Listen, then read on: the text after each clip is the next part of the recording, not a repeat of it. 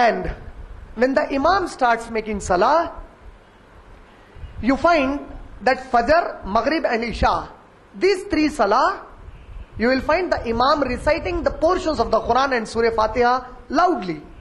Whereas Zuhr and Asr are Salah, where the Imam does not perform Salah or make the recitation of the Quran from Surah Fatiha and Surah Zam in a loud voice. The reason for this are the evidences of beloved Prophet Muhammad sallallahu alaihi wasallam performing these 5 times Salah. The beloved Prophet sallallahu alaihi wasallam used to make Salah or recite Quran in a loud voice in Fajr Salah, as mentioned in Sahih al-Bukhari, volume number 1, hadith number 739 and 740. And the recitation was loud in Maghrib Salah according to the evidence given in Sahih al-Bukhari, volume number 1, hadith number 732. And the recitation of Isha Salah was loud as given in Sahih al-Bukhari, volume number 1, hadith number 733. Based on these ahadiths, we too make Salah. The Imam recites Quran loudly in Fajr, Maghrib and Isha.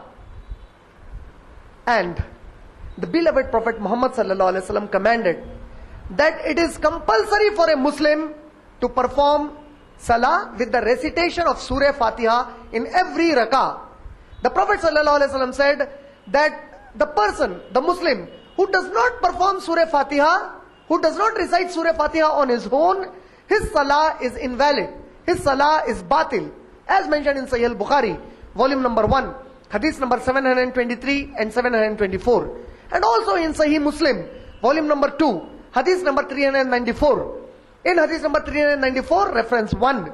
In hadith number 394, Sahih Muslim, volume 2, reference 2. In Sahih Muslim, volume 2, hadith number 394, reference number 3. As well as in Sahih Muslim, volume number 2, hadith number 395. In Sahih Muslim, volume number 2, hadith number 395, reference 2 and reference 3. In Sahih Muslim, volume number 2, hadith number 396, 396 reference 2 and 396 reference 1. In all these places, the beloved Prophet sallallahu alaihi wasallam said that it is compulsory for a Muslim to recite Surah Fatiha individually on his own, even if he is behind the Imam. Abu Hurairah radhiyallahu ta'ala anhu was asked by a Sahabi that Allah subhanahu wa ta'ala mentioned in the glorious Quran, in Surah Araf, Surah number 7, in ayat number 204 to 208, فَإِذَا قُرِئَ الْقُرْآنَ فَاسْتَمِعُوا لَهُ. When the Quran is recited, listen to it very carefully. So if the Imam is reciting the Quran in the Salah, then O Abu Hurairah, still should we recite Surah Fatiha? So Abu Hurairah radhiyallahu ta'ala anhu, in reply to the Sahabi who asked him this question, he said that didn't you hear the Prophet say that one who does not recite Fatiha, his Salah is invalid?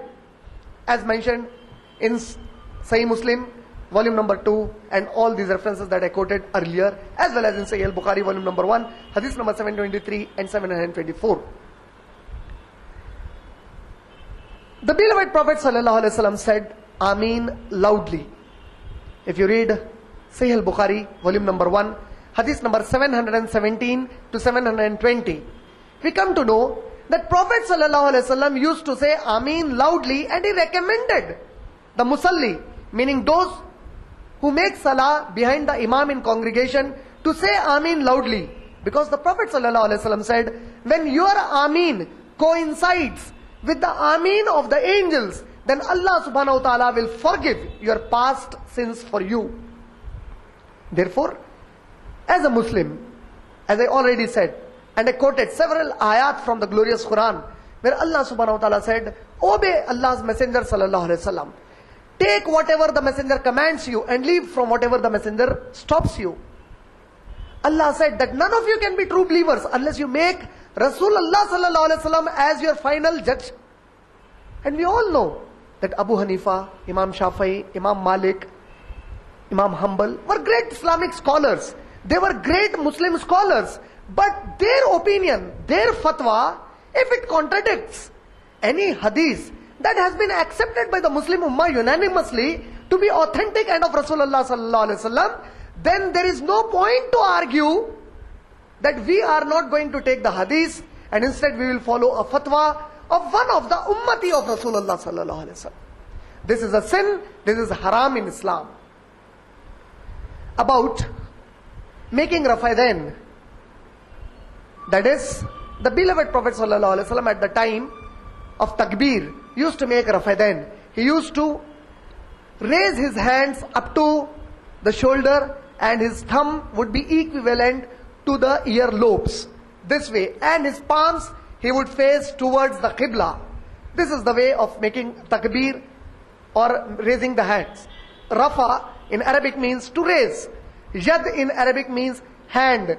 Yadain means both the hands. Rafa yadain means raising both the hands in Salah, in the context of Islam. There are more than about 400 authentic ahadiths only on the issue of rafaidain. And if you read Sahih al-Bukhari, volume number 1, in the characteristics of Salah, there are not less than 5 different ahadiths where the beloved Prophet sallallahu alaihi wasallam is said to have made rafaidain at the time of beginning the Salah and folding the hands for Surah Fatiha and Surah Zam. At the time when he used to go to ruku, bow down in ruku. At the time of raising up from ruku. Then in the third rakah, after he used to get up from atayat, the Prophet ﷺ made rafaidain. Authentic ahadith, there are more than 400 pointing that rafaidain was made by Prophet Muhammad ﷺ. The argument that Prophet Muhammad ﷺ made rafaidain or made rafaidain only once in the salah is based on a hadith, on a statement of Abdullah ibn Masud radiallahu ta'ala anhu mentioned in Tirmizi Sharif, where Abdullah bin Masud radiallahu ta'ala anhu says that Prophet made rafaidain only once at the time of takbir.